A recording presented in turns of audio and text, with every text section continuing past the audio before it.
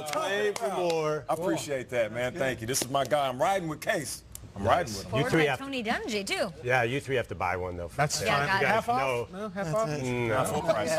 Oh, I got the money. As we know, Case Keenum had this amazing 2017 season, but what about his life story separates him from some of the other personalities around the league that you guys felt compelled to write a book about what he's been through? I just want to tell you how I met Case, by the way. I was in 2013. I did a story on Texas quarterbacks. I think I talked to you about this story.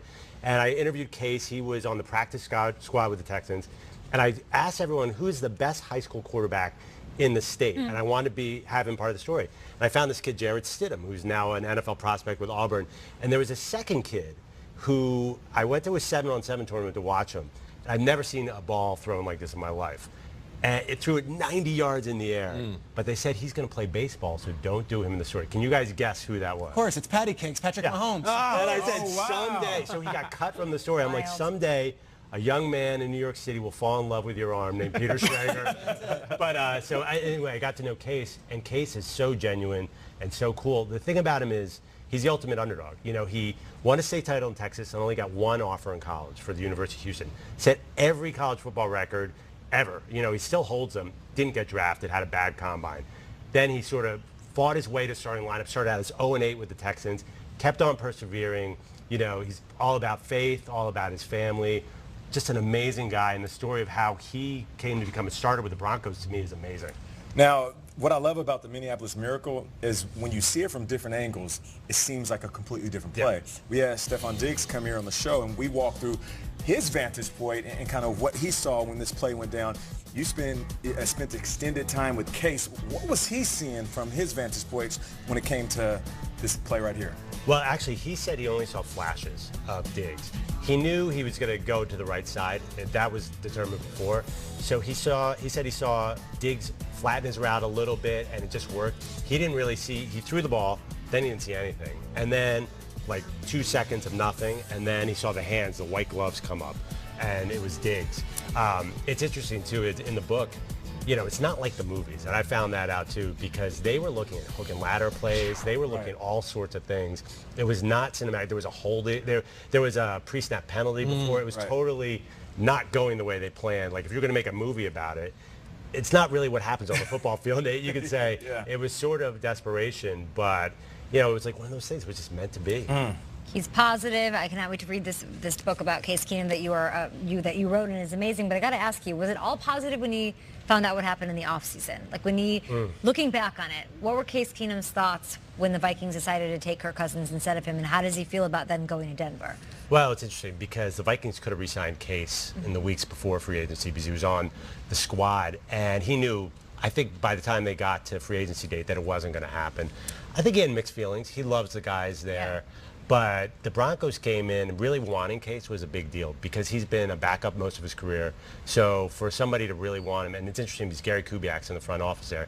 Kubiak is the one who first signed him with the Texans. There was sort of a full circle effect with that. And so I think Elway growing up, he had that poster of him up in his room. I know, so yeah. He loved the Broncos. I think there was some disappointment, but I think by the time free agency got there, it's all business. And we tell in the book, he had like an hour to decide. You know, there were multiple teams. And the Broncos were like, we want to move fast. You know, remember that night, things were moving really fast. Cousins was going to the Vikings, and basically he was going to the Rockets game, and he had to shoot a free throw for charity, and he was on the phone with Elway, ran out to the court. It's all in the book. That's crazy. And then decided that night, and you know, now he's the starting quarterback of the Denver Broncos. It's a great story. It's a great read. Absolutely. And this is wild, you being on this show with us. I mean, this is really our crossover episode. You're a Danette. You're on Dan Patrick. It was like the Murder, She Wrote cast was once on Magnum P.I. It was crazy. Like Lansbury was on the beach with Selleck. So this is kind of what we're doing here. One of the things you're known for on the Dan Patrick Show is your against the grain takes, right? You've got strong takes. We wanted to hit you with some of them in the spirit of our crossover episode. I know you have takes on the Bills starting quarterback situation. Okay. Please do share. All right, well, I know this is a lot of Josh Allen love, you know. You got to go with Peterman. Peterman? I'm looking at you, Kay. Go on. I'm looking at you, Kay. Hi. Well, basically, Josh Allen holds the ball too long. He's a rookie. And if you start Peterman, you can pull Peterman after 5 weeks. You don't want to pull Josh Allen after 5 weeks. That's a good point. Okay. That's a loser's mentality. Go with a better quarterback. Look at the numbers. 5.5 yards per attempt for Josh Allen, 11.5 for You're boring, Peterman. Peter. Stats. And this Go with a better quarterback? Nathan Peterman's a better quarterback right now. But his explanation saying that he's because he could pull him at some point is ridiculous. You have an out. Well, here's the thing. That's why it's against the If grain. Peterman was a first rounder, you wouldn't be saying this. You have that stigma with the 5th round pick. And I know the game against the Chargers. That worked. But that's That's Case a stigma Keenum. with Case has Peter. fought that stigma his whole life. He was undrafted. He'll always be an undrafted quarterback in people's minds. Same with Peterman.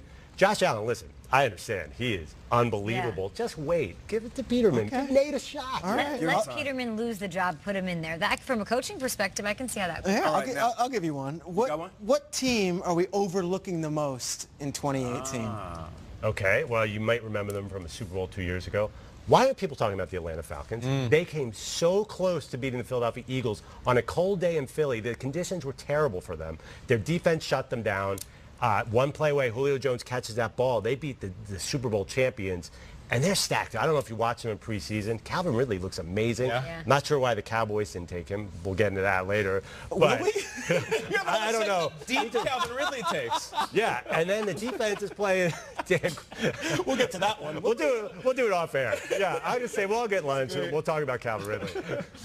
All right, now what offensive unit or defensive unit do you think people are sleeping on most this year? Okay, well, let's get back to the Cowboys. Okay. NFC East, everyone's talking about the defending champions, Eagles. Right. Talking about Saquon and the Giants.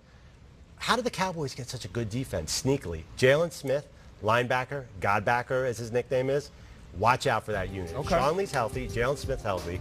They have so many pass feel rushers. you. Taco Charlton played well this weekend. I mean, no one's the Cowboys, most popular team Crazy you're in saying the country. underrated Cowboys. No Making the one's grass. talking about their defense. And if Ezekiel Elliott holds the ball, you know, they don't have to be out there that much. Complimentary football. I know we love complimentary football. Cowboys defense. All Looking right. for an inspiring read, please go pick this up. Case Keenum, Playing for More, Trust Beyond What You Can See. He's got a path to the NFL that you need to hear about. Andrew Perloff, thank you for being here. Thanks. Yes. One of I our love you faves. guys. Hey, you're working on a book on Calvin Ridley, aren't you? Right. We'll be back after this. This is Good Morning Football.